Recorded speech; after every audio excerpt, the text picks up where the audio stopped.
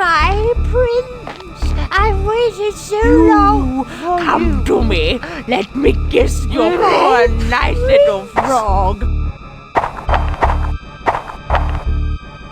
This is a horror game. Oh, yes, I love it. Ecstatica is a survival horror game developed by Andrew Spencer Studios in 1994, and you've probably never heard of it. It's a game where you fight demonic fantasy creatures, talk with skeletons, What's up? get punched by a table, Get up! and get seduced by a naked woman in the forest before seducing her with your knuckle sandwich. Like Dr. Hauser, which is another obscure game that came out the same year, it predates Resident Evil and might have been one of the games that helped shape the survival horror genre. It's also one of the weirdest games I've ever played. The cover art looks like this, while the game itself looks like this. We're in for something special. Now, let me tell you about my journey through Ecstatica.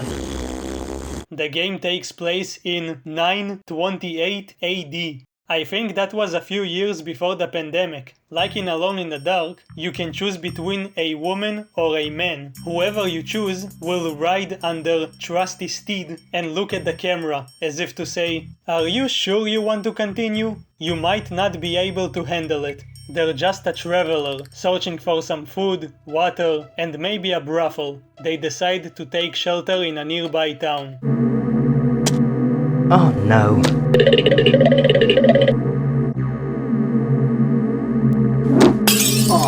I need some water now.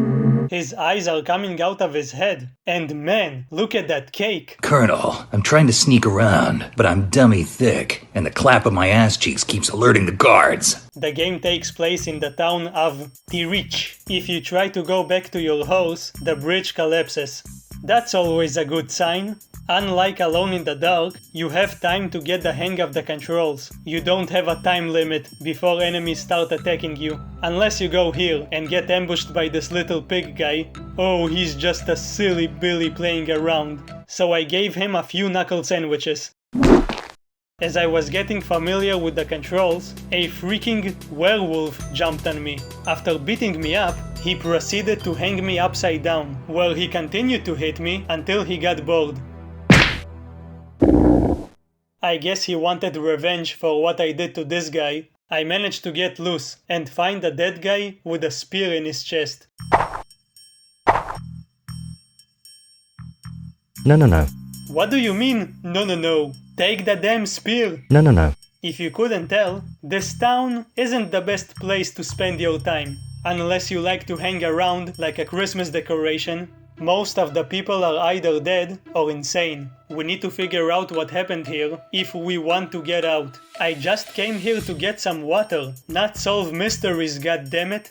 The game features regenerating health. There's no health potions or anything like that. After a minute or two, the protagonist will stop holding himself, which means he's now A-OK. The werewolf man shows up again and finished me off after beating me hard. Then we get this entertaining cutscene. Yeah, I tell you lads, another one who won't bother us anymore. What are you looking at? Just go and play outside before I notice you. They look like toys I had as a child. Sometimes you get a different game over cutscene, but it's similar. They just laugh at how weak and pathetic you are. It ain't easy, is it?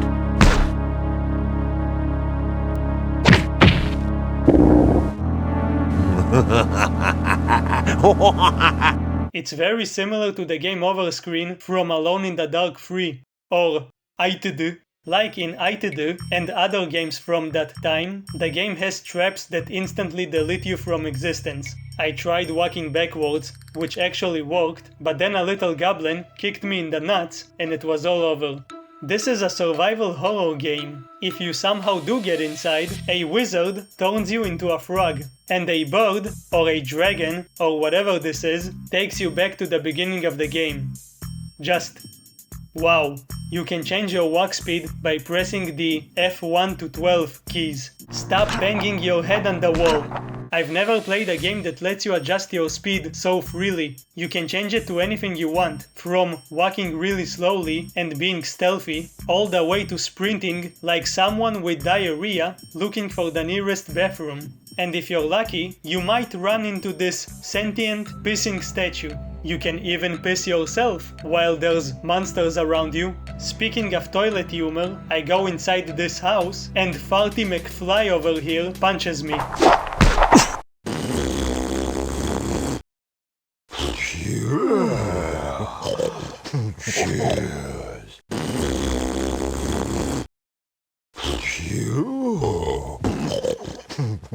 What the hell is this game? If you get past him, you can find rats, which you can actually pick up.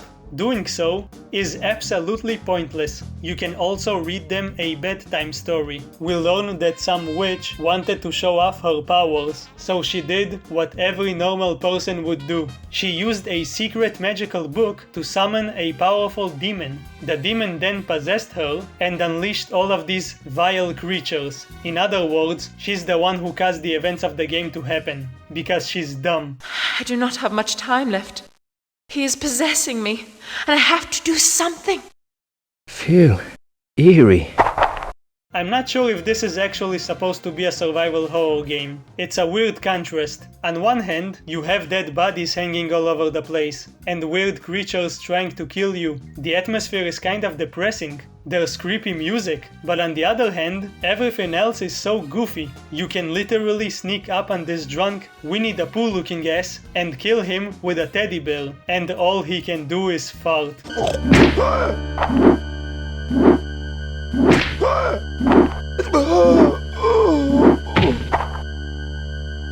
Oh gosh, what have I done? By the way, you play with the number keys on the right side of the keyboard.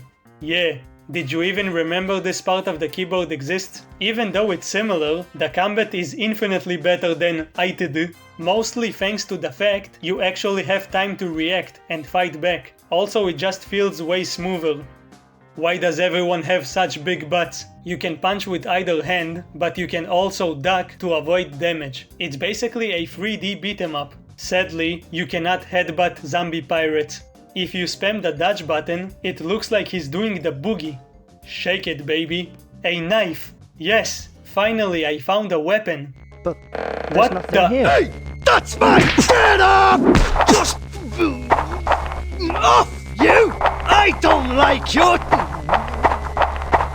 face! Seriously, what is this game? How come I haven't played it up until now? You literally get chased on the streets by a sentient, cussing, wooden table. The game uses ellipsoid graphics, which is why everything looks so round. Unlike many other titles that had the more conventional, polygonal, triangular look. No. It gives the game a unique appearance. I also really like how in all of these older games, it's easy to spot items. They stick out thanks to the different colors and the camera angles. They don't blend in with the background like they do in a lot of modern games. Speaking of items, there's no inventory here per se, there's no inventory menu, there's no menus in general. Your hands are your inventory. You can only hold 2 things at a time. If your hands are full and you need to pick something up, you need to first put something down. And remember where you put it. We meet the first normal person here. He's asking God to save him. I just tried it, man. It didn't work. Tell me. What am I doing here? Can't work every time, I suppose. Do not approach me, demon! Away! You're one of them! Away! No, I'm not. I'm just a normal, peaceful human. Jeez. The nerve of some people. Am I right? Remember this werewolf? He seriously may just be the first 3D Stalker enemy in gaming. He can show up whenever he pleases, and you can't kill him. Let me remind you, this game came out 1 year before Clock Tower, and a whole 5 years before Resident Evil Nemesis. There's also specific places he will appear in. Whatever you do, don't go here, from this angle. He will always jump on you if you do. Just as you think you lost him and you start feeling safe, he tackles you like a goddamn wrestler. Watch out! Watch out! Watch out! Watch out! He's not the only one, by the way. Other creatures can ambush you too. He's just the most persistent. No matter where you go, you're always being watched. As threatening as he is though, you stop being afraid of him the second you see this. La la la la la la la la la la la.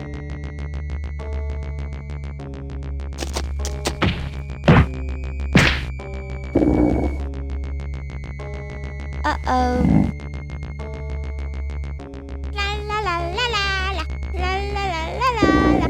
Yeah, a little girl kicked his ass with a slingshot. I don't think you can recover from this kind of humiliation. Eventually I managed to beat him up so much, he started running away. We were like two cornered animals, trying to survive. But no matter how much I hit him, he just wouldn't die. Alright, you stay there. I'll let you live for now.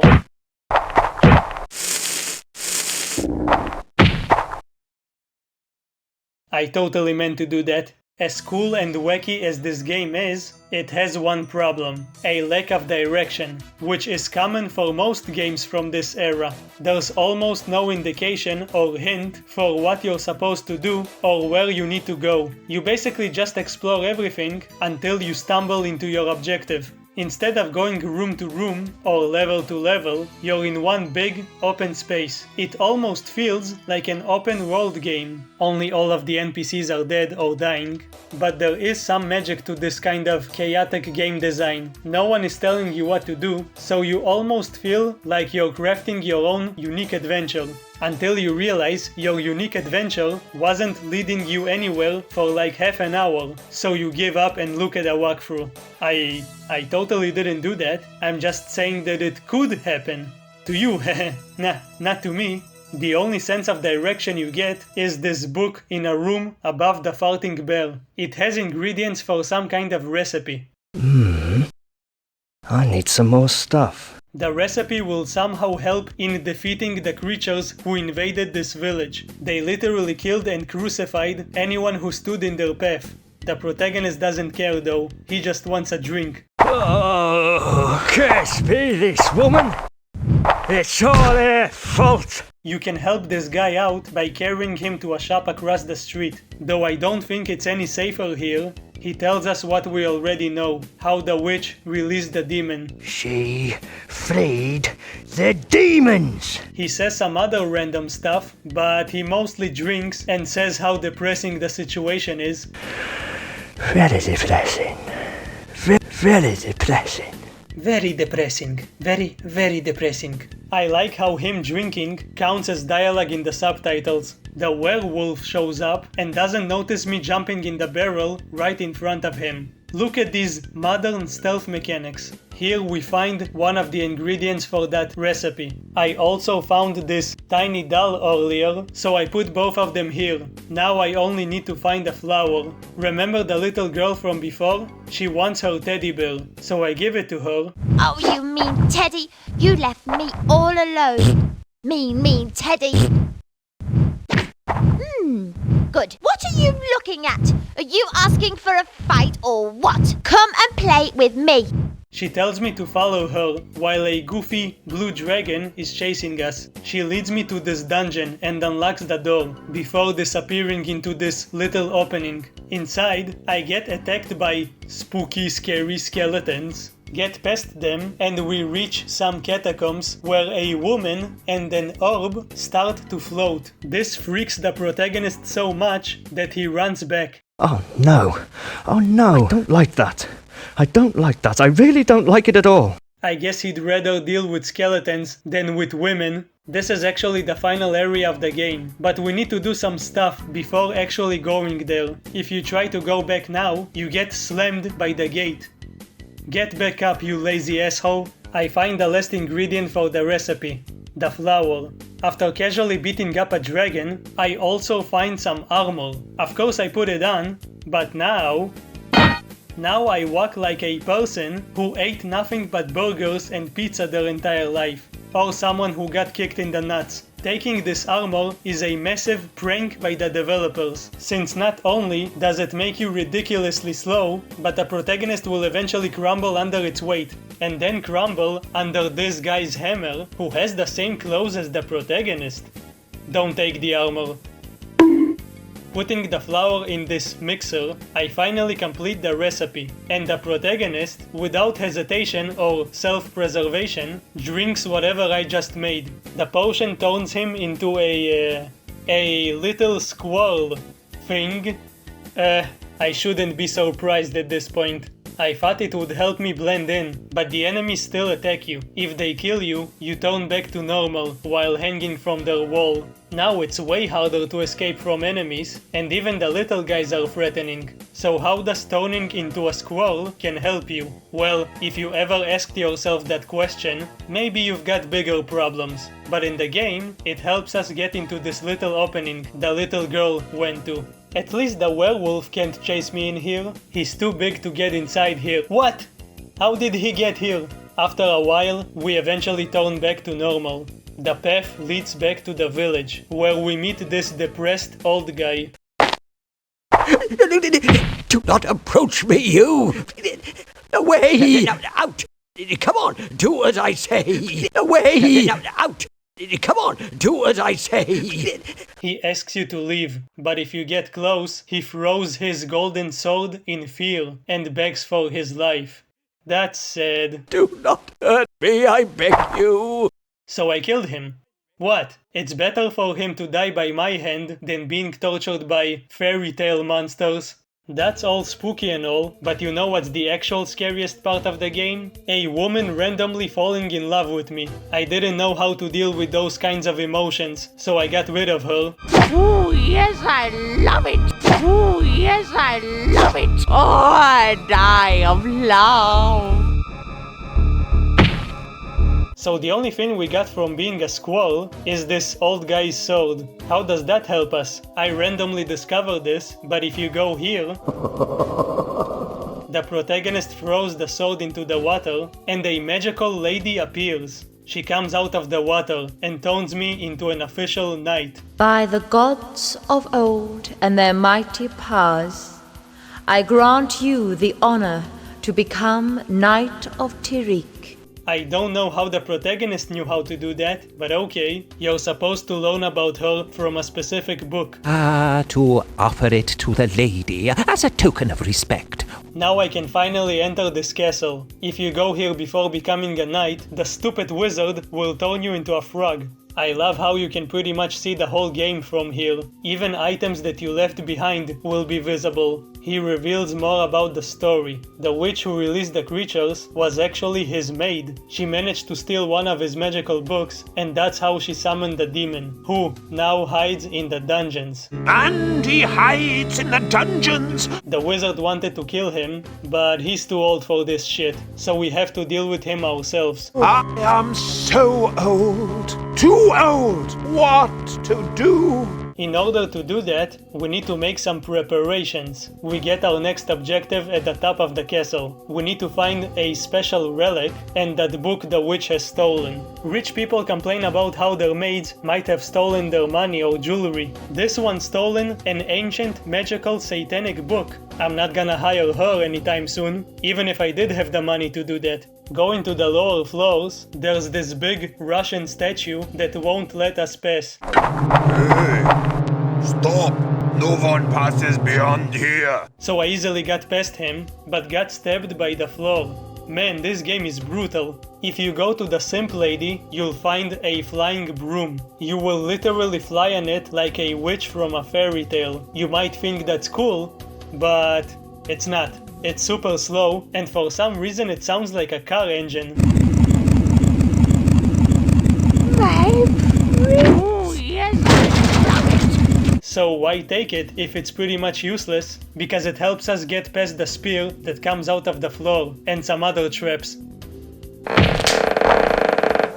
Here we find an armor that we can actually wear. It doesn't slow our movements. Hello, random ladies that are hanging out in the catacombs. I'm just passing through. Come on, broomstick, giddy up.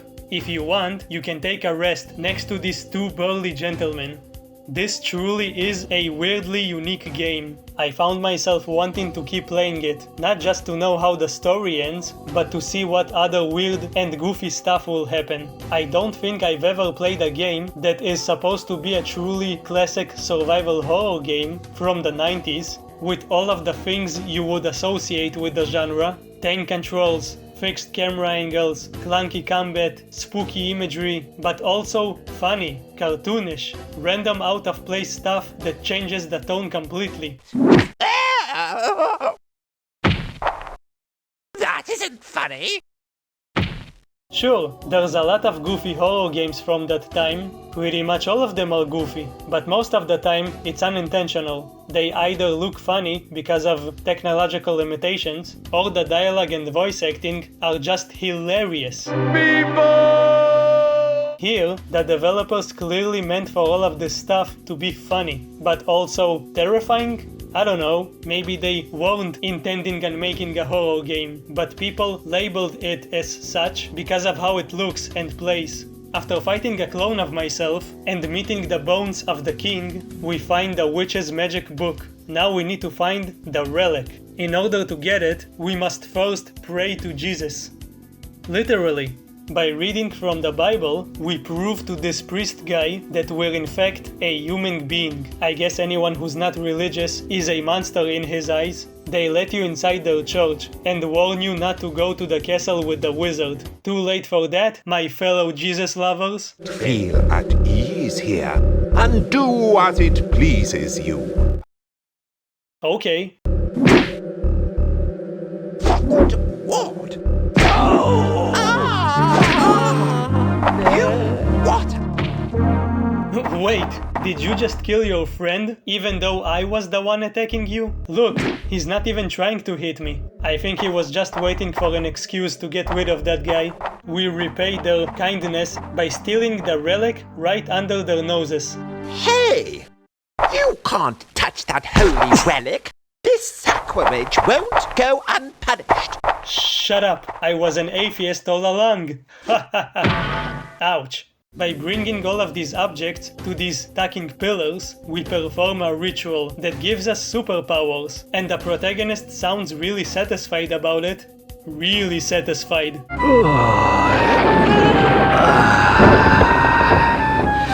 Oh, it's lovely. We can shoot fire from our hands. Now that's hot. Still not sure if this is a horror game. Look, wizard, look what I can do. Don't ignore me! With our newfound abilities, we go back to where we found the book and descend even deeper. There, we find that floating woman again, and the orb starts talking to us with an evil-sounding voice. Ah, you at last. I have been awaiting your arrival. Yeah, this is clearly the witch, and this ball is the demon.